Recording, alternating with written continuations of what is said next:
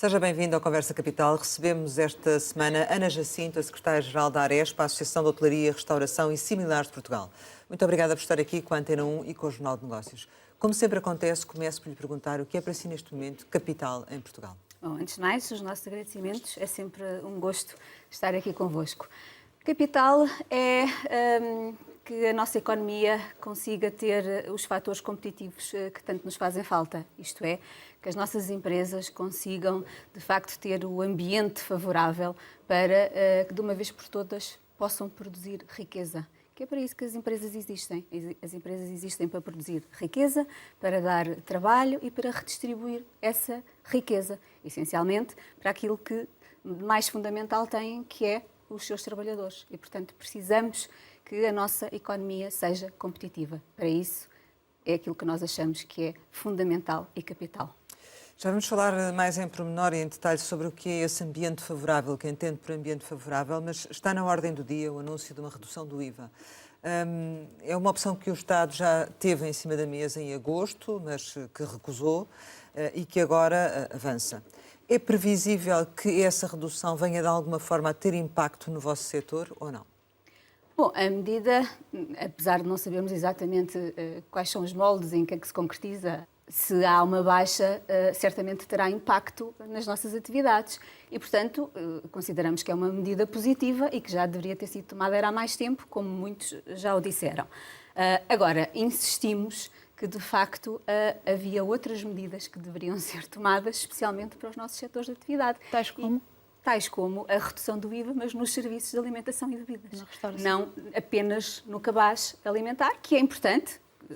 Repito, obviamente que é importante para aliviar o peso da inflação nas famílias e também nas nossas compras, evidentemente, mas para nós era fundamental que o IVA também fosse reduzido nos serviços de alimentação e bebidas. É curioso dizer isso porque a redução do IVA nesse setor é sempre apontado como o lado negativo do efeito da redução do IVA. Ou seja, que efetivamente quando se reduziu a IVA na restauração, que não produziu os efeitos esperados. Ou seja, as pessoas não pagaram menos. A verdade, e eu vou relembrar e vou repetir, porque já o disse diversas vezes, a medida da baixa, ou melhor, a medida da reposição do IVA nos 13%, porque não houve baixa, nós tivemos um aumento do IVA para 23% e depois tivemos uma reposição a 13%. Essa reposição do IVA nunca foi com o objetivo de descer preço ao consumidor. Porque quando também tivemos o aumento para 23, também não aumentámos preço ao consumidor. E esse nunca foi o objetivo e ficou sempre claro desde o início que não era o objetivo, que nem as empresas conseguiriam fazer. O objetivo foi sempre fazer o quê? Criar postos de trabalho. Que as empresas tivessem tesouraria para isso. E foi isso que aconteceu, se bem se recorda. Assim que tivemos a descida do IVA para a taxa intermédia, as empresas criaram postos de trabalho, que era aquilo que precisávamos de fazer na altura. E agora, não é muito diferente. O que nós precisamos é de ter tesouraria. E precisamos ter tesouraria porquê? Se me der 2 minutos, eu explico já. Porque, de facto, nós viemos, se bem nos recordamos todos, viemos de 2 anos de pandemia. Nós temos um tecido empresarial muito micro, é bom não esquecermos. Logo de seguida, somos confrontados com uma guerra que tem impactos desastrosos. E tem impactos desastrosos, desde logo, pela subida dos combustíveis, pela inflação, pelo aumento da energia, tudo o que nós estamos a sofrer, que começámos logo a sofrer e que ainda estamos a sofrer. O índice de preços ao consumidor, em fevereiro, de facto, está a baixar ligeiramente. Mas se olharmos para a inflação dos produtos alimentares e produtos não alcoólicos, nós temos uma inflação de cerca de 21,5%. Não é 10,4%, é 21,5%. Isto significa, olhando depois para a classe da inflação dos restaurantes, que tem uma inflação de 10%, cerca de 10%, significa que nós estamos a incorporar todos estes aumentos. Não estamos a conseguir transferir estes aumentos para o preço final ao consumidor. Então isso na prática o que é que vai significar se o IVA baixar? Na prática, o que eu quero dizer com isto, na prática, é que nós estamos, depois de não termos restabelecido completamente as nossas tesourarias, de termos empresas muito descapitalizadas por força da pandemia. É verdade que tivemos um crescimento do turismo e tem sido constante e isso é positivo, mas o facto de termos procura não significa que temos rentabilidade. porque a verdade é que todos os ganhos que estamos a ter estão a ser consumidos por esta inflação e por este aumento de preços, quer na energia, repito, quer as taxas de juro, quer os empréstimos que estamos agora a ter que pagar, tudo isso está a esmagar completamente as nossas margens. E, portanto, estamos a ter muito pouca rentabilidade e não estamos a conseguir, de facto, reerguer-nos de tudo aquilo que se passou. E isto significa que nós não temos tesouraria. E uma das medidas que nós preconizamos, como há muito tempo, aliás, foi uma medida que foi preconizada por vários países europeus durante a pandemia, de forma temporária, porque a medida que nós defendemos nem sequer é com caráter permanente. Estamos a falar de uma medida por um ano que deveríamos baixar o IVA para a taxa reduzida para criarmos tesouraria às empresas. Não é a única medida. É isso? Não é, exato, não é a única medida. É evidente que há outras medidas, porque se nós olharmos para todos os encargos fiscais que recaem sobre as nossas empresas, temos muitas outras medidas que nos aliviam e que nos dão tesouraria, designadamente os impostos sobre o rendimento do trabalho, que também é outro tema muito, muito crítico. Mas em relação a esta questão em concreto, de uma redução do IVA nos bens alimentares, isso realmente fará com que, apesar daquilo que acabou de explicar, que para o consumidor final, quando vai ao restaurante, o prato que habitualmente come seja mais baixo ou não? É difícil que os estabelecimentos tenham essa capacidade, porque com estes encargos todos e com aquilo que eu lhes expliquei, a diferença que existe entre a inflação geral e a inflação alimentar, porque a inflação alimentar não para de crescer. E, portanto, mesmo que o cabaz essencial passe para um IVA zero, é uma medida positiva, mas não será suficiente para que os estabelecimentos consigam uma larga tesouraria para fazerem repercutir isso imediatamente ao consumidor, porque já estamos com uma diferença muito grande. Estamos a falar de uma inflação alimentar de 21,5% e uma inflação nos restaurantes que não consegue sair dos 10%. Portanto, há uma diferença enorme. Ao invés, na hotelaria, por exemplo, só para concluir o raciocínio, já foi possível aproximar estes custos e a inflação que sofreram na parte alimentar e dos custos de operação para a transferência para o cliente. Porquê? Porque temos um cliente mais internacional, temos os turistas internacionais e, portanto, é possível, não depende tanto do mercado interno, porque este tecido empresarial da restauração mais micro depende mais do mercado interno, tem mais dificuldade em fazer esta transferência. No caso do alojamento, foi mais fácil fazer essa transferência e por isso é que nós estamos a assistir, como nós recentemente dissemos, entre outubro e dezembro do ano passado, dados do INE, nós verificamos que encerraram cerca de 1.281 estabelecimentos. Isto significa que estavam a encerrar cerca de 14 estabelecimentos por dia. Este mês de janeiro a tendência é um bocadinho menor, mas anda lá perto. Isto tem muito a ver com este impacto, não é? Em relação à questão do IVA e às medidas que poderiam então ser adotadas para se refletirem no consumidor, quando vai a um restaurante, a seu ver, então, que tipo de política poderia ser posta em prática que simultaneamente ajudasse as empresas da restauração a fazer uma baixa de preços que, por sua vez, ajudasse o consumidor? Já percebemos, então, que a questão do IVA não resolve a baixa de preços junto do consumidor, certo? Não, a descida do IVA nunca foi para nós a solução para descer preço ao consumidor, porque também nunca foi a subida para o preço ao consumidor quando nós tivemos a subida de 13% para 23%. Portanto, isso nunca esteve em causa. Eu ouço muitos comentadores... Mas agora é diferente, porque vocês querem uma redução para 6%. Portanto, sim, isso... Sim. necessariamente iria ter consequências e a repercutir-se no consumidor final.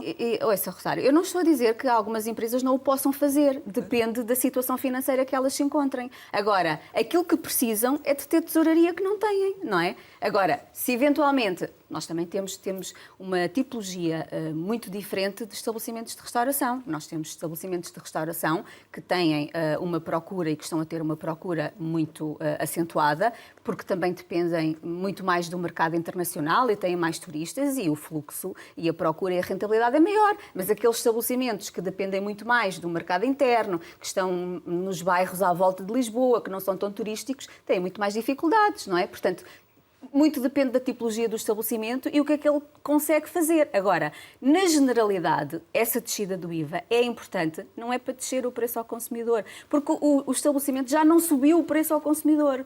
Eu estava a dar o exemplo do caso da hotelaria, em que nós conseguimos fazer a subida do preço ao consumidor e na restauração não conseguimos subir. Portanto, se não conseguimos subir, já estamos a criar aqui uma folga. Portanto, nós não subimos na mesma proporção que estamos a ter os custos em cima das empresas. Vão aproveitar o momento para voltar a insistir nesta questão junto do Governo?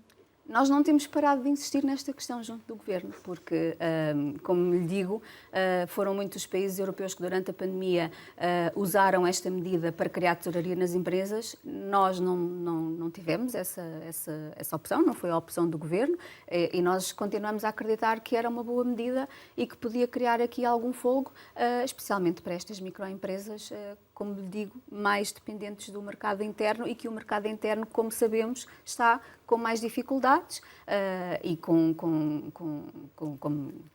sabemos, a ter dificuldades em pagar os juros da casa e as compras no supermercado e a fazer o seu cumprimento habitual de encargos. Não é? Também está a ter repercussão no vosso setor a revelação que foi feita pela ASAI das margens de bruto médias de lucro de 50% em alguns produtos, ou seja, independentemente do... Muitas vezes compram direto ao produtor, outras vezes a revendedores.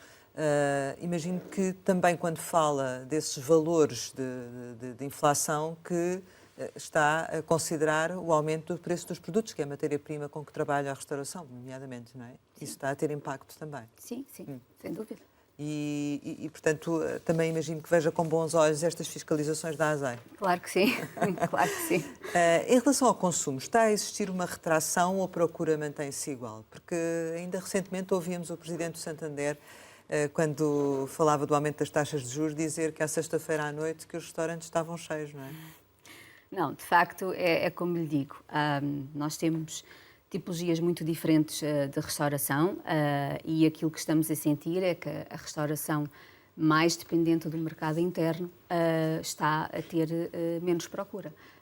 A restauração que está em locais com maior procura do turismo internacional tem tido uma procura significativa. Portanto, depende da tipologia do estabelecimento ou da localização do estabelecimento, mas a verdade é que estamos a sentir as pessoas a ir menos vezes tomar o pequeno almoço, menos vezes a almoçar, comem menos, dividem refeições, portanto, nota-se claramente uma retração no consumo e não somos nós só que o dizemos, há vários estudos que o comprovam que, de facto, há uma retração no consumo. E é natural, porque se as pessoas não têm dinheiro para ir às compras ao supermercado, onde é que começam por cortar? Naquilo que acham que é menos... que faz menos falta e, portanto, fazem as suas compras e comem em casa e não vão tantas vezes aos restaurantes, nem vão tantas vezes viajar, nem vão tantas vezes para os hotéis. Quando há bocado falava desta questão das empresas que fecharam, consegue-se apurar porque é que fecharam? Ou seja, se foi realmente uma questão de falta de tesouraria, se foi por falta de procura, o que é que aconteceu ou não? Aquilo que nos tem chegado, até porque nós, como sabe, temos 14 delegações espalhadas no país e vamos acompanhando muito de perto os nossos associados, tem muito a ver com aquilo que eu lhe disse, portanto, a incapacidade de fazer face a estes custos brutais, não tendo estofo para aguentar, não é? Porque não é, se fosse só o impacto de agora, mas é que não é o impacto de agora, não é? É o acumulado ao longo deste período todo, não é? Os 2 anos de pandemia, empresas descapitalizadas que não tiveram nem tempo, nem estrutura, nem capacidade de se capitalizarem, agora a pagarem os empréstimos que contraíram durante a pandemia, os custos de energia, a inflação, as taxas de juros, portanto, tudo isto é uma bola de neve e as empresas não têm estrutura para se aguentarem e vão fechando a porta. E estes dados, devo dizer que é importante, estes dados são os dados oficiais, porque são os dados que resultam do INE, mas como sabemos, este tecido empresarial tão micro normalmente fecha as portas e ninguém sabe que fecharam as portas. Portanto, nós estimamos, quando falamos de cerca de 14 estabelecimentos a fechar por dia no último trimestre do ano passado, estimamos que o número seja muito maior, com um dado também muito preocupante, que é, desde 2016, que não assistíamos a um déficit entre aberturas e encerramentos. Isto é, desde 2016, que não tínhamos mais empresas de restauração a fechar do que a abrir, o que também é um dado que nos preocupa, evidentemente.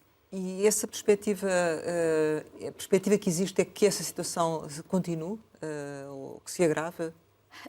Estamos a falar de dados do final do ano. Pergunto-lhe agora em relação a estes primeiros 3 meses. Nós só temos dados de janeiro e os dados de janeiro indicam-nos que há um abrandamento, mas que a tendência continua. Esperamos que agora, com a entrada da Páscoa e da época alta, as coisas se recomponham, mas tudo muito depende também da capacidade financeira do nosso mercado interno, porque nós não devemos esquecer que é evidente que o país tem tido uma procura muito interessante do turismo internacional, mas não podemos esquecer o nosso mercado interno, que tem sido muito relevante, como vimos até em alguns momentos, da pandemia, e, portanto, temos que estar muito atento a este mercado interno que, dependendo da situação financeira, vai, obviamente, colidir ou não com a procura dos nossos setores, mas esperamos, e estamos, aliás, pelos dados que já vamos tendo agora da Páscoa e pelas reservas que já estão a ser efetuadas, que os prognósticos são bons. Vamos ver o que é que vai acontecer, mas estamos otimistas. Mas otimistas, prudentes e preocupados. Mas tem números já, em termos de reservas, e quais são as expectativas em termos da taxa de ocupação hoteleira? Nós ainda não temos dados concretos, mas, como lhe digo, como vamos monitorizando e acompanhando sempre os nossos associados, aquilo que nos vão dizendo é que as expectativas para a Páscoa são muito boas e que as reservas têm vindo a acontecer e que destinos como o Algarve, por exemplo... Mas mais mercado internacional ou nacional? Espanhóis, mercado nacional, no caso do Algarve, os tradicionais mercados do Reino Unido, portanto, continuamos com boas expectativas, mas temos que ser muito prudentes, porque, de facto, o rendimento das pessoas, especialmente no mercado interno, está-nos a preocupar de forma acentuada. Não é? Mas será uma época marcada por um aumento de preços tendencialmente? Tem uma ideia do intervalo? Não temos esses dados. É evidente que o mercado vai funcionar em função da oferta e da procura e, portanto, é natural que também aproveitem para fazer o tal ajuste de preços que necessariamente têm que fazer, mas é como eu lhe digo, no caso do alojamento, esse ajuste foi sendo feito ao longo do tempo. E essa dificuldade não foi tão notória como tem sido na restauração. Na restauração essa dificuldade é muito acentuada, porque qualquer preço que é revisto em alta significa menos clientes a entrar pela porta e, portanto, este equilíbrio para os empresários é muito difícil de fazer, até porque a concorrência na restauração também é muito grande, não é? E, portanto, é sempre muito difícil, voltamos ao mesmo, os custos e a inflação que estamos a ter não são de todo transferidos para o consumidor final no mesmo montante. Do seu ponto de vista, como é que o Governo devia aplicar, no que diz respeito às empresas, esta folga que tem da execução orçamental? Bom, o Governo é que decide, é que governa. Nós temos a obrigação e o dever e o direito de ir influenciando e ir em diálogo, como temos sempre feito, apresentando as nossas propostas e os nossos pontos de vista, porque nós falamos todos os dias com os nossos empresários e temos essa obrigação de os representar e criar ambientes mais favoráveis para que eles possam, como eu dizia logo no início, produzir a riqueza, que é isso que nós queremos. Agora, do nosso ponto de vista, já falei, numa das medidas, a questão do IVA para nós era absolutamente crucial, e depois temos a questão que certamente já vamos falar daqui a pouco, mas que cruza com a escassez de trabalhadores e que tem a ver com os encargos fiscais sobre o rendimento do trabalho, que para nós era absolutamente fundamental, já que existe essa folga orçamental, que se revisse em baixa os encargos que nós temos ao nível fiscal e contributivo sobre o rendimento do trabalho. Uma redução da TSU? Uma redução da TSU. É impossível. Bom, começando pelo princípio, não é? Porque as nossas confederações sendo que a Aresp é filiada em 3 confederações, como sabem, não é? Quer a CTP, quer a CCP, quer a CIP. As nossas confederações e uma das confederações sindical assinou um acordo de rendimentos importantíssimo que nos obriga a um esforço enorme para que, de facto, haja aqui um incremento salarial que é importante, que é essencial e que nós, a Aresp, nem discutimos. E estamos, obviamente, do lado das confederações que assinaram este acordo. Agora, mas isso, por acaso, até resulta outra vez da minha pergunta inicial, porque a questão é se esta execução orçamental não vai obrigar também uma revisão do acordo de rendimentos, não é? Porque estamos a partir aqui de pressupostos diferentes em termos de valores. Pois, não só a folga orçamental, como tudo o que está a acontecer, porque era isso que eu ia explicar. Nós fizemos, de facto, este esforço no sentido de acompanhar este objetivo e este desiderato e, portanto, estamos lá. Agora, as contrapartidas que estão nesse acordo, sabemos e sempre soubemos desde o início, algumas delas até são medidas que a Aresp propôs e muito bem, mas são medidas que são insuficientes face ao esforço que as empresas vão fazer para acompanhar este esforço salarial, não é? E sempre soubemos disso. A questão é que, em cima disto, depois ainda temos uma série de outras questões que somos confrontados, designadamente a agenda para o trabalho digno, por exemplo, não é? Que acharíamos e sempre achámos que, de facto, podia ser aqui um ponto de equilíbrio e que acabou por não ser ponto de equilíbrio nenhum, porque, se não estou em erro, foram à concertação social cerca de 68 medidas, de repente são aprovadas 86 medidas, o que significa que algumas delas nem sequer foram à discussão à concertação social, o que é lamentável, porque quando todos nós queremos reforçar e dinamizar a concertação social, aparece aqui estas situações que esvaziam a importância da concertação social, o que é lamentável. E como sabem, as confederações já pediram a intervenção do Sr. Presidente da República no sentido de considerar aqui algumas das medidas que vieram a ser contempladas até inconstitucionais. Há medidas que não foram discutidas e que vieram a ser aprovadas. Portanto, tudo isto altera as regras do jogo, não é? Porque quando o acordo foi assinado havia determinados pressupostos e determinados parâmetros que de repente tudo é alterado e, portanto, nós estamos aqui neste esforço titânico de facto, atingirmos patamares de aumentos salariais importantes. Aliás, a Aresp tem feito, não é só no papel, a Aresp tem feito na prática. Nós acabámos de fechar com uma das estruturas sindicais aumentos salariais para os nossos 3 setores de atividade que têm contratos coletivos, que é o setor da restauração tradicional, alojamento e cantinas, e nós fizemos aumentos salariais acima, inclusivamente, do acordo. Portanto, nós estamos a fazer aumentos salariais na ordem dos 7,8%, 8%. Isto para dizer o quê? Portanto, estamos perfeitamente envolvidos nesta necessidade de criarmos melhores condições aos nossos trabalhadores. Mas vão ter benefícios fiscais se fizerem aumentos acima dos 5,1, não é? Com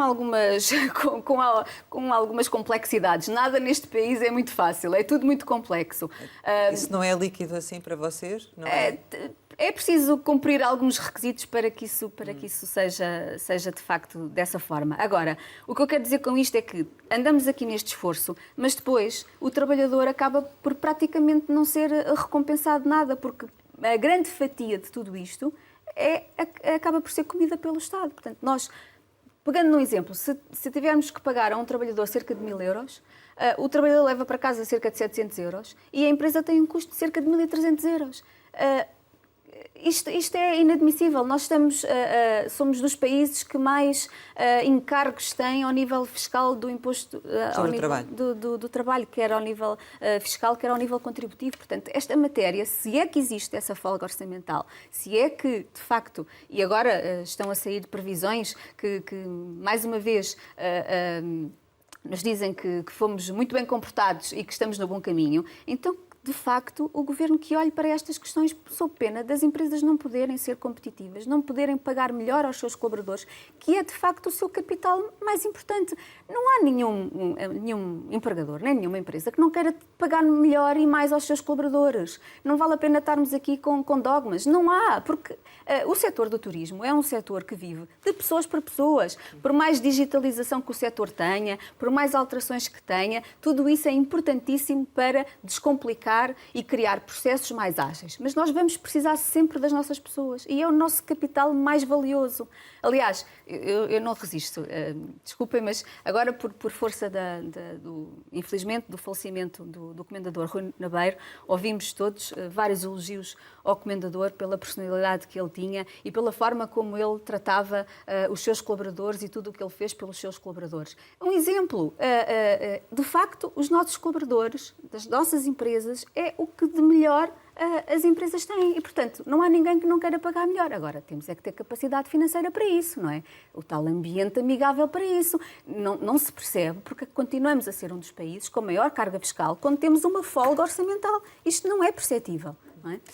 Considerando tudo isto que está a dizer, a questão da semana dos 4 dias de trabalho nem sequer se coloca para vocês nesta altura, portanto. A semana de 4 dias não está bem explicada, até porque o nosso setor é um setor que funciona 24 horas por dia, sábados, domingos, feriados, temos escassez de trabalhadores, portanto é tudo muito complexo. Enquanto nós não organizarmos tudo o resto, acho que é prematuro estarmos a discutir este tema. Primeiro temos que arrumar a casa. E depois logo discutiremos a semana de 4 dias. Há muita coisa para resolver antes de chegarmos à semana de 4 dias. E, portanto, estamos disponíveis para discutir? Estamos. Agora, é preciso arrumar a casa antes, porque está tudo muito desarrumado. E outra coisa que eu ia dizer, e depois acabou por me interromper, eu perdi-me. Esta questão da diminuição dos encargos fiscais sobre o rendimento do trabalho, a questão do IVA, todas estas medidas são, do nosso ponto de vista, relevantíssimas para nós não andarmos atrás do prejuízo. Porque estas medidas que vão ser anunciadas hoje são importantes, é evidente que são. A questão da baixa do IVA, do cabaz alimentar, importantíssimo. E outras medidas que nós ainda não sabemos exatamente quais são, mas de apoio às famílias. Mas se nós pensássemos no início, se calhar não tínhamos que andar atrás do prejuízo. Porque, do nosso ponto de vista, o que é importante é que as empresas, volto a repetir, porque isto há coisas que não se percebem. Nós dizemos tantas vezes e explicamos tantas vezes que não se percebe porque é que nós não fazemos nada e continuamos a falar nestes temas há anos. Se as empresas tiverem capacidade para produzir riqueza e os seus trabalhadores receberem mais, se calhar não precisam de ser subsidiados. Mas sabe quais são as intenções do Governo sobre este assunto? Ou seja, têm dialogado com o Governo em concreto no que diz respeito ao vosso setor? Nós dialogamos constantemente. Nomeadamente com o novo secretário de Estado, não é? Sim. Se há coisa que a Aresp tem procurado sempre fazer é fazer o diagnóstico, apresentar propostas, soluções e partilhar essas soluções. Sim, mas tem resposta? Que tipo de resposta é que tem? Às vezes vamos tendo respostas, outras não temos. A propósito do IVA, por exemplo, a resposta é sempre uma não resposta, não é? Porque não é uma medida que esteja, de facto, prevista pelo Governo. Nunca esteve, pelos vistos. Aliás, mas é bom que se diga que há aqui um pormenor importante, porque há duas questões diferentes no IVA. Há a descida do IVA dos serviços de alimentação para a taxa reduzida, mas há ainda uma questão que ficou pendente e que nunca ficou resolvida e que nem essa o Governo está a resolver, que é gritante, que é o facto das bebidas não estarem todas à taxa intermédia, porque, como sabemos, ficou pendente, quando desceu o IVA para a taxa intermédia, que as bebidas também acompanhassem esta descida. Inclusivamente chegou a constar de 2 ou 3 orçamentos de Estado uma autorização legislativa para que isso acontecesse, que a determinada altura também caiu dos orçamentos. Mas a verdade é que nós hoje temos o caricato de ter uma água lisa num estabelecimento de restauração a 13% e uma água com gás a 23%. O caricato de termos uma água lisa a 13% e um sumo natural a 23%. Portanto, isto ninguém se entende, ninguém percebe nada e isto foi, de facto, um compromisso que o Governo assumiu na altura de estender o IVA de 13% a todas as bebidas, coisa que também nunca aconteceu. E que sucessivamente nós fomos falando com os vários secretários de Estado dos Assuntos Fiscais que assumiram que era um tema que teria que ser abordado e que teria que ser concretizado, e até hoje continua por concretizar. Chegou a falar-se nisso também para o Orçamento de 23, na altura. Então, na verdade, não tem grande otimismo sobre essa possibilidade, porque em função das conversas que têm tido com o Governo, dessa possibilidade de redução do IVA.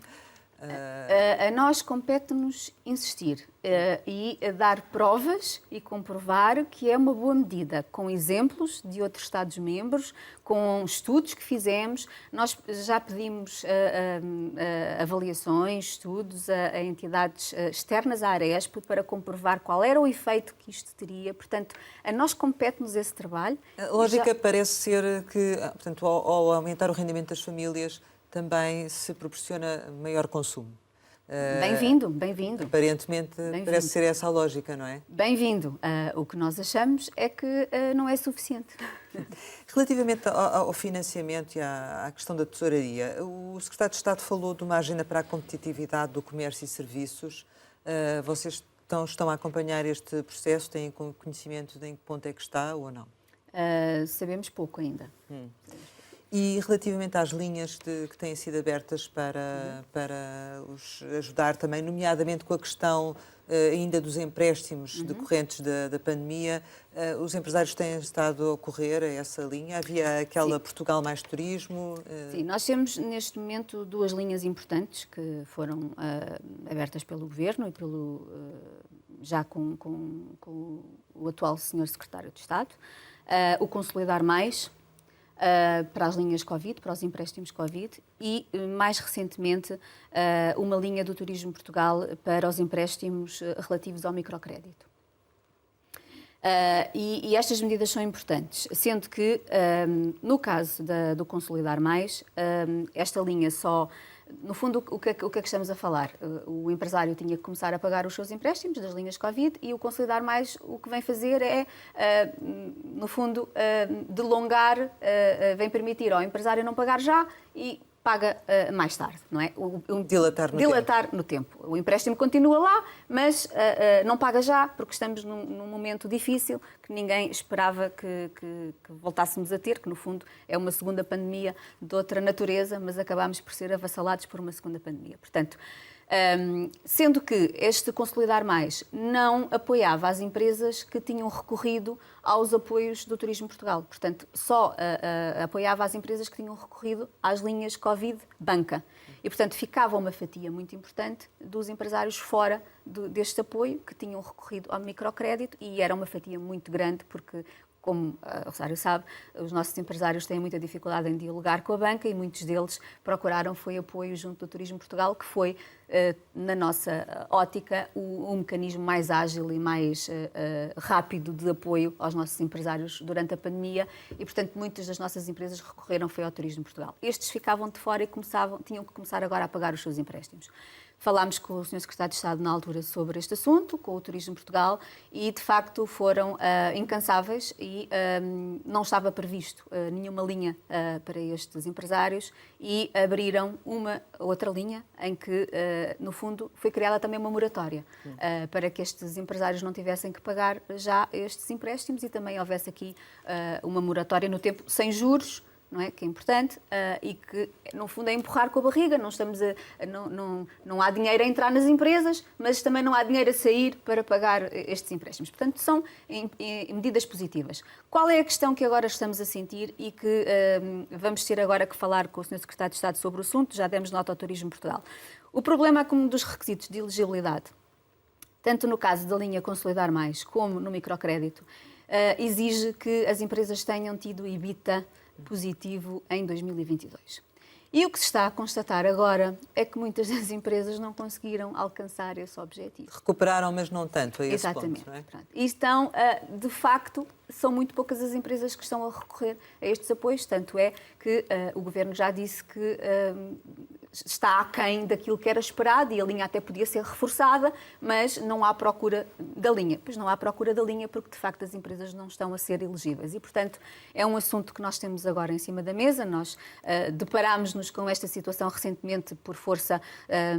Nós fazemos habitualmente um conselho consultivo onde nós temos todos os nossos representantes de norte a sul do país e esta foi, de facto, uma nota que foi dada com muita persistência, que muitas das nossas empresas estão a ter muitas dificuldades e, portanto, vamos falar com o Governo no sentido de ver qual é que é a possibilidade de nós melhorarmos aqui os critérios de elegibilidade, porque lá está, nós temos sempre medidas, temos sempre apoios, mas depois quando vamos às regras e aos regulamentos e às vírgulas, depois são muito poucas aquelas que acabam por ser elegíveis e ser aplicáveis. Sim. Para os empresários que recorrem à banca, agora neste contexto de subida de juros, qual tem sido o relacionamento? Tem sido mais facilitado o crédito? Há maior compreensão por parte dos bancos para a atual situação ou não? Não, a nossa relação com a banca sempre foi muito difícil porque estamos a falar de um tecido empresarial muito pouco literado nesta matéria, não é? Há muita iliteracia financeira junto dos nossos estabelecimentos e há muita dificuldade em falar a mesma língua, portanto, logo aí... e os bancos depois também não facilitam, não é? Porque a linguagem é uma linguagem muito pouco simples, até para nós, e a Aresp teve, ao longo da pandemia, várias conversas com os bancos para tentar facilitar os procedimentos, as regras. Como sabemos, é sempre tudo muito difícil. E continua, não é? E continua até porque nós temos as dificuldades que hoje temos também no setor bancário e, portanto, tudo o que pode ser ou implicar algum risco tem sempre um caráter mais difícil de ser aceito, não é? Portanto, a banca não é solução para os empresários do não, setor? De todo. E criar mais linhas ou outro tipo de linhas que viessem reforçar as empresas? Nós estávamos com a expectativa do Banco de Fomento, como sabem, não é? E de facto o Banco de Fomento já está a lançar algumas linhas, mas voltamos sempre ao mesmo. As linhas não estão vocacionadas para o setor micro, a linguagem não é para as nossas empresas. Portanto, é difícil chegar a este tecido empresarial. As linhas não estão desenhadas para este tecido empresarial, estão desenhadas para outro tecido empresarial mais robusto, com outra dimensão e com outra capacidade. Portanto, estas microempresas também não é no Banco de Fomento que vão encontrar soluções para a recapitalização e para a robustez dos seus balanços e dos seus... Mas, independentemente da questão fiscal, haveria alguma forma de fazer isso ou não? Sem estar a mexer na parte fiscal, de forma a reforçar o capital das empresas, delas poderem ou de uma ajuda nesse sentido? Para nós, a Aresp, verdadeiramente essencial, atendendo às características do nosso tecido empresarial, atendendo àquilo por que nós estamos a passar, essencial era nós fazermos, de facto, aqui uma reforma fiscal e uma revisão em baixa dos encargos que estas empresas têm. Era absolutamente crucial para o nosso tecido empresarial, sem dúvida nenhuma. Mais do que tudo o resto? Mais do que tudo o resto. Já falou sobre a questão da mão de obra e dos salários. Continua a existir falta de mão de obra no setor e isso tem levado a um aumento de salários. É essa a circunstância também? Ou seja, então, neste ponto, a falta de mão de obra é tanta que só mesmo pagando muito melhor, é isso que conseguem? Sim, nós antes da pandemia já tínhamos alertado, até porque fizemos uma grande reflexão à volta do tema, que de facto o setor iria ter um problema grave de mão de obra. Antes da pandemia já sinalizávamos uma falta de trabalhadores na ordem dos 40 mil trabalhadores e esse problema não se resolveu, agravou-se. E agravou-se, do nosso ponto de vista, por diversos fatores. Porque o setor esteve encerrado na pandemia e muitos trabalhadores migraram para outros setores de atividade. E nós estamos com dificuldade de os trazer para o nosso setor, porque conheceram outras realidades, conheceram o facto de não trabalhar a um sábado e um domingo e não trabalhar à noite e é mais confortável e, portanto, é difícil agora atraí-los para um setor onde, de facto, isso é mais penoso. Depois, a mão de obra estrangeira também voltou, muito dela, para os países de origem durante a pandemia, como sabemos. O país está, obviamente, envelhecido, não é só o nosso país, é um problema que passa portas do nosso país, mas nós temos um país envelhecido, e, portanto, tudo isso, obviamente, que leva às dificuldades que temos em atrair pessoas para o nosso setor. Soluções. Mas os estrangeiros que estão cá, e cada vez há mais estrangeiros aqui em Portugal, e o Secretário de Estado do Turismo e do Comércio já disse que era preciso acelerar os vistos, não estão a procurar o setor como uma alternativa, nomeadamente aqueles que falam português? Sim, há alguns estão a procurar o setor, mas temos poucos. Nós precisamos de mais, não é suficiente. Era isso que eu ia dizer, soluções para tudo isto. Não há soluções milagrosas, porque isto é um problema estrutural que precisa de ser tratado em várias vertentes. Não se estalam os dedos e nós não temos o problema resolvido, mas temos que caminhar rapidamente para encontrar soluções. E a Aresp tem colocado em cima da mesa várias propostas. A questão da valorização destas profissões é fundamental. O Sr. Secretário de Estado e o Turismo de Portugal estão a trabalhar nesta matéria, na agenda da qualificação e da atração de trabalhadores para o nosso setor. Isso é absolutamente fundamental. Isso na prática vai se traduzir em quê? Vamos Nas ver. carreiras? Vamos ver. Esse trabalho está a ser... Está a ser feito, portanto, esperemos que seja conclusivo rapidamente e que traga aqui algumas novidades, porque nós continuamos com dogmas enormes à volta das categorias estratégicas do setor, e isso é preciso inverter rapidamente, porque trabalhar no turismo é trabalhar na indústria da felicidade, não é? E, portanto, nós temos que criar aqui a valorização que estas categorias e que esta responsabilidade merece, porque servir os outros é uma responsabilidade e tem que ser uma paixão enorme. E esta paixão não se encontra hoje em dia. Tem que se dignificar, não é? Tem que se dignificar.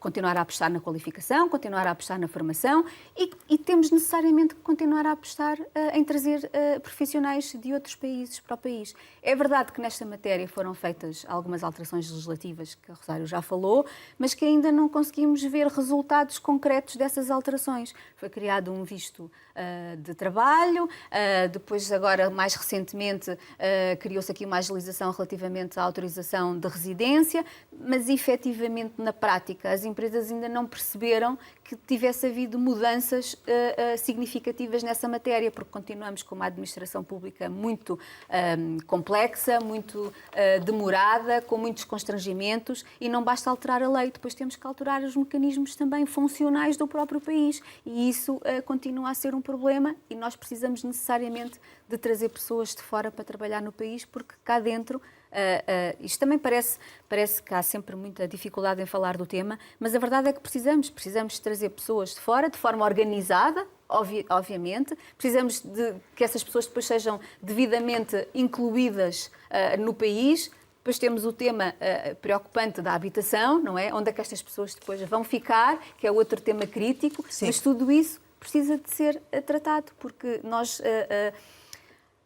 Mas em relação, por exemplo, ainda à questão dos trabalhadores estrangeiros, a certa altura foi falado pela Ministra do Trabalho a existência de acordos com determinados países e até com determinadas escolas de hotelaria para esses protocolos, no fundo, esses estudantes fazerem os seus estágios aqui em Portugal, ou esses trabalhadores virem para cá de forma direta.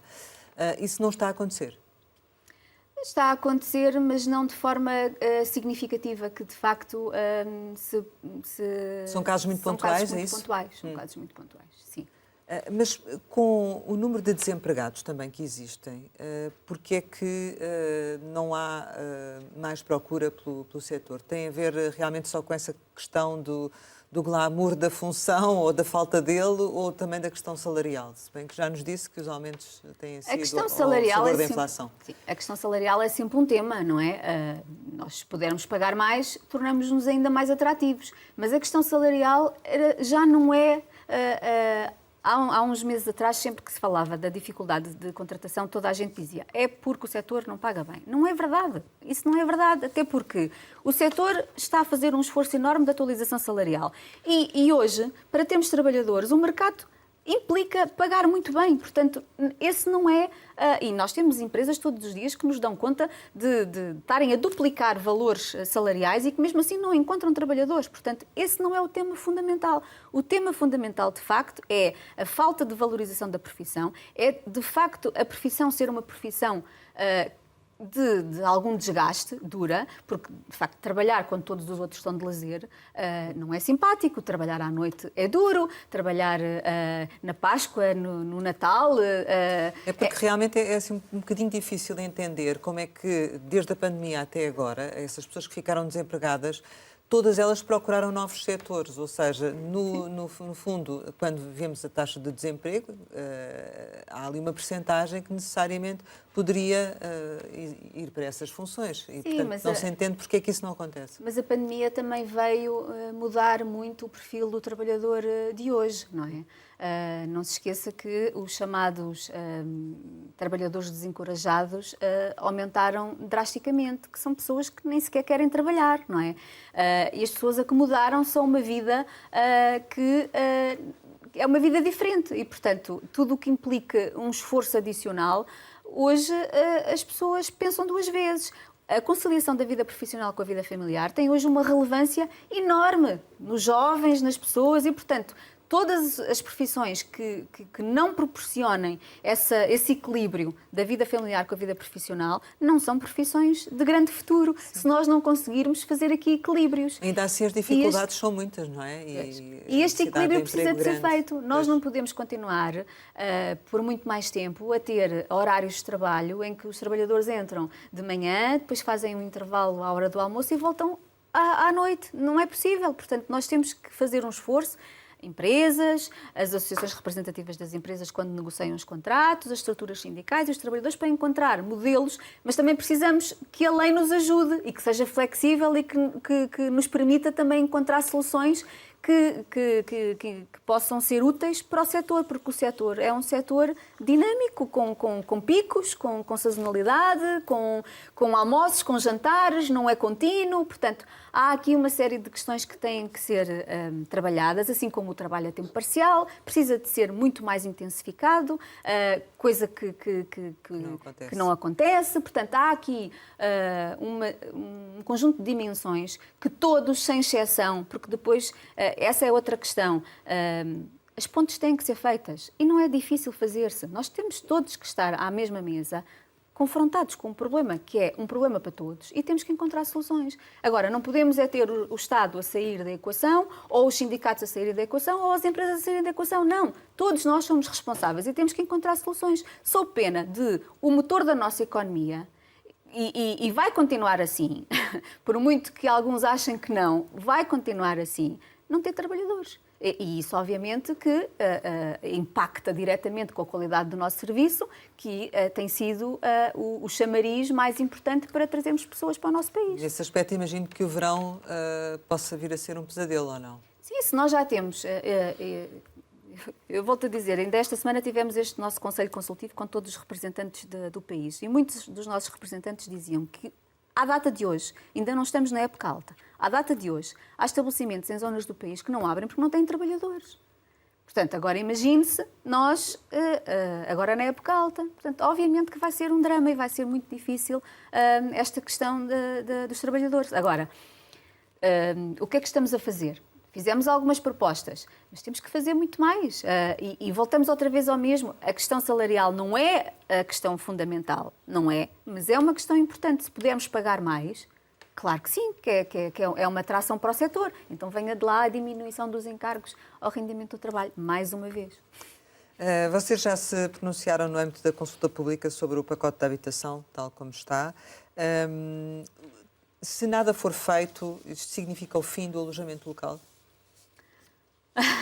Bom, nós não queremos acreditar que nada vai ser feito. Alguma coisa vai ter que ser feita. Aliás, o Sr. Secretário de Estado teve há pouco tempo, neste mesmo programa, a dizer que havia espaço para fazer alguns ajustes e algumas alterações.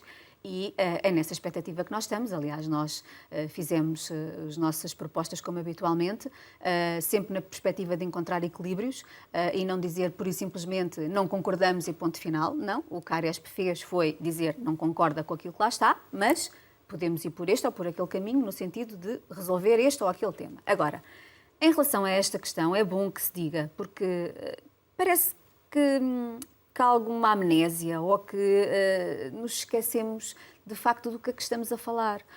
O alojamento local foi responsável pela regeneração das cidades. Nós fizemos, a Aresp fez um estudo, já tem 6, 7 anos, mas foi crucial para a última alteração legislativa que o alojamento local teve, porque o alojamento local tem tido alterações sucessivas à lei, como sabemos. E nós fizemos um estudo em parceria com o ISCTE, que estudou o alojamento local no país todo, mas com maior enfoque em Lisboa e no Porto. E só em Lisboa, na altura, quando nós tivemos a avaliar o impacto do alojamento local, nós percebemos que 60% dos imóveis que foram para o alojamento local não estavam habitados, estavam desocupados, em ruínas, degradados e sem ninguém lá dentro. E foi o alojamento local que os recuperou e os regenerou. Se o alojamento local ter a habitação, por que é que estes imóveis não estavam com habitação? Foi o alojamento local que os reabilitou.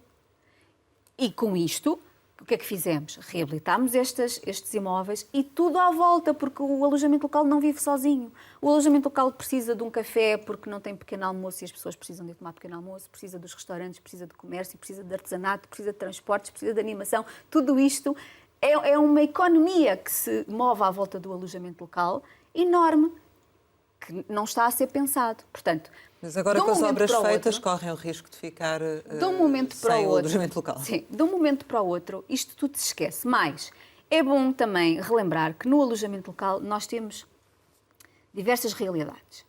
E é bom não esquecer que há uns anos atrás, quando foi criada a lei do alojamento local, foi colocado tudo dentro do alojamento local.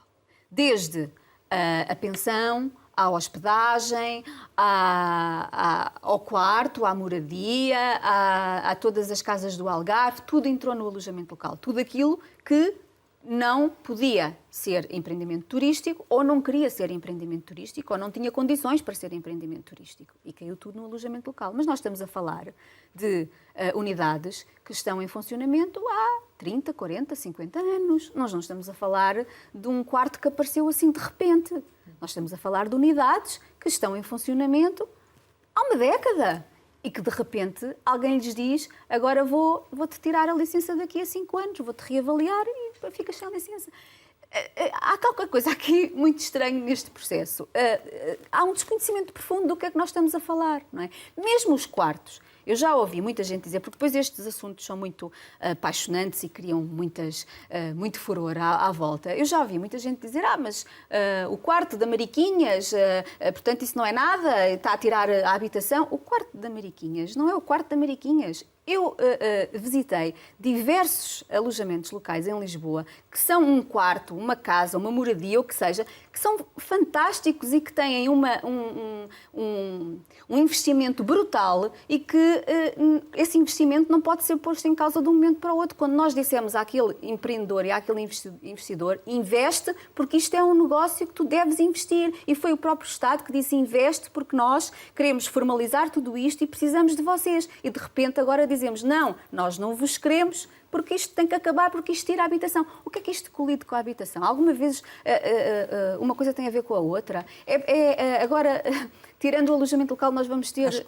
Acha que se foi longe demais? É isso? Claro que se foi longe demais. Há aqui propostas que, obviamente, acabam a serem concretizadas.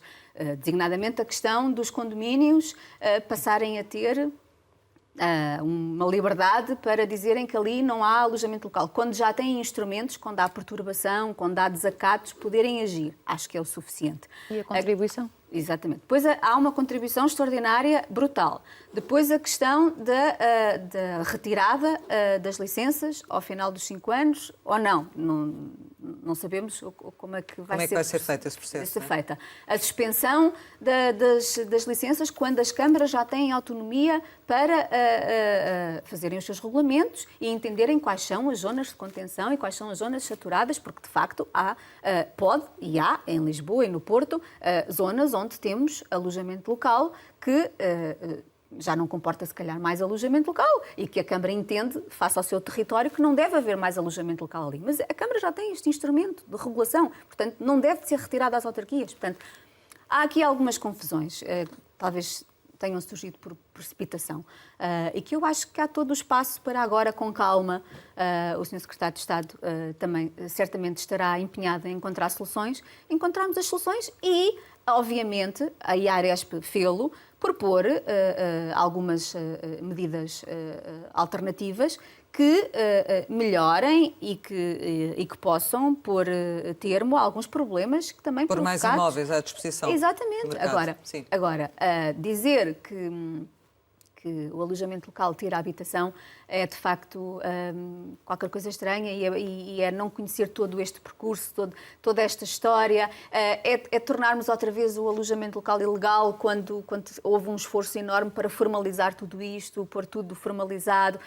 Depois não existe dados nenhuns, porque nós estamos a falar de dados em que temos alojamentos locais que provavelmente não estão ativos e são os tais alojamentos locais fantasma que estão a contar para a estatística, mas na verdade não estão em funcionamento. A Aresp já propôs, faça-se uma nova avaliação. A Aresp volta a fazer ou atualiza o estudo que fez e com base nos dados que vamos recolher, porque não se pode decidir sem ter dados.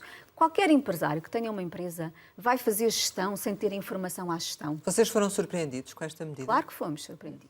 Não tinham conhecimento? Não tínhamos conhecimento absolutamente nenhum, não é? E, portanto, nós o que dizemos, acima de tudo, é primeiro recolha-se informação. O que é que de facto se está a passar e o que é que o alojamento local está a provocar. Faça isso, tomem-se as decisões e ouvem-se as pessoas. É aquilo que nós... E estamos totalmente disponíveis para tomar medidas se for caso disso. Mas tomar medidas em conjunto, equilibradas e não desequilibradas. Fundamentadas. E manter a atividade que representa cerca de 40% da oferta turística em Portugal. E, portanto, estamos a falar de um setor muito importante para o país. Não é? Mas que tipo de medidas podem ficar aqui no meio termo? Porque a Aresp pediu a reversão de praticamente todas, certo? E o Governo mostrou abertura para pequenos ajustes. Quais seriam aqui as medidas de equilíbrio? Dou-lhe um exemplo. A questão da reavaliação ao final dos 5 anos. Nós estamos de acordo, desde que essa reavaliação seja feita com base em critérios objetivos de funcionamento do estabelecimento. Imagine que o estabelecimento não está a cumprir as regras que tem que cumprir. Tal como acontece nas auditorias de classificação da hotelaria. A hotelaria também tem uma auditoria de 5 em 5 anos para confirmar que aquela unidade cumpre os requisitos de um hotel de 5 estrelas, como foi no início. E, portanto, acho muito bem e parece-me muito bem que o alojamento local seja reavaliado de 5 em 5 anos, no prazo que entenderem, e que se confirme que ele tem condições de qualidade e de serviço e que cumpre todas as regras. Se não cumpre, retira-se a licença. Mas também não houve muitos alojamentos locais a fecharem portas, na sequência também da própria pandemia, ou não? Houve muitos alojamentos locais que se tornaram inativos, mas não cancelaram o registro por medo de não voltarem mais a poderem ter a licença, porque como temos zonas de contenção cada Também vez já há mais... uma avaliação feita pelas câmaras, não ao nível das zonas de contenção, Sim, exato. sim, mas como se alargaram zonas de contenção, isso foi tudo perverso, não é? Como se alargaram zonas de contenção, mesmo que o alojamento local não esteja a trabalhar e esteja encerrado, ele não vai perder a licença, não quer perder a licença. Portanto, ele vai continuar aberto e a contar para a estatística como sendo um alojamento local. Se calhar até está lá o proprietário a viver e não está a funcionar como alojamento local, mas está a contar para as estatísticas como alojamento local. Mas isso é uma situação que se calhar convinha então Claro, fiscalizar, porque esse tipo de exatamente. situação, do vosso ponto de vista, também não é Por isso correta, é que nós não é? dizemos, nós estamos totalmente disponíveis para atualizar o estudo que fizemos, para perceber exatamente quantos alojamentos locais estão ativos, o que é que está a acontecer, qual é o impacto económico, o impacto que está a gerar nas outras atividades. Tudo isto foi aquilo que a Aresp fez há 6, 7 anos e que serviu para que, de facto, a lei fosse uma lei equilibrada, porque havia muitas propostas que já, nessa altura, pretendiam desequilibrar toda esta relação. E foi com base neste estudo que nós fomos apresentar na altura ao Governo, aos grupos parlamentares, fizemos vários debates em que demos a conhecer a todos qual era o estado de arte do setor. E é o que precisamos agora. Precisamos todos saber qual é o estado de arte. Toda a gente acha que o alojamento local é assim, acha que são não sei quantos, acham que estão todos desocupados, acham que estão todos ocupados, todos acham que... Mas alguém fez algum estudo para perceber exatamente o que é que se está a passar? Como é que se tomam decisões com base em ausência de informação? Não é possível. Se tudo ficar como está, espera que o Presidente da República que vete esta legislação? Eu não acredito que fique tudo como está. E, portanto, a Aresp vai continuar a trabalhar como tem feito sempre. Já enviámos as nossas propostas, as nossas reflexões, as nossas justificações para o Governo e pedimos agora também uma audiência à Sra. Ministra da Habitação. Já tivemos com o Sr. Secretário de Estado do Turismo e, portanto, esperemos que haja agora, depois do fogo, não é? Agora alguma descer à realidade e alguma calma e algum bom senso para se perceber que de facto há ali medidas que não fazem sentido e que tem que haver um equilíbrio, não é? Estamos a falar de uma atividade económica importante para o país e, portanto, tem que haver aqui equilíbrios. Não estamos a dizer que enfiamos a cabeça na areia e que não estamos disponíveis para nada. Estamos disponíveis para construir, desde que seja tudo com equilíbrio. É só isso. Chegamos ao final e, como habitualmente, lançamos algumas palavras para uma resposta rápida. A primeira é TAP. Atrapalhada. Oposição. Não há. Presidente da República. Presidente da República. Mais sentido de Estado. Concertação social. Concertação social precisa de ser uma verdadeira concertação social. Café. Muitos cafés. Restaurante. São lugares magníficos que toda a gente deve frequentar cada vez mais. Bitoque. É bom! Lisboa. Lisboa é uma cidade fantástica que todos nós que vivemos em Lisboa amamos. Valdigem. Raízes. Barman. Barman associo sempre ao meu pai, que é o meu herói. Ginásio. Ginásio é algo que não prescindo. Filhos.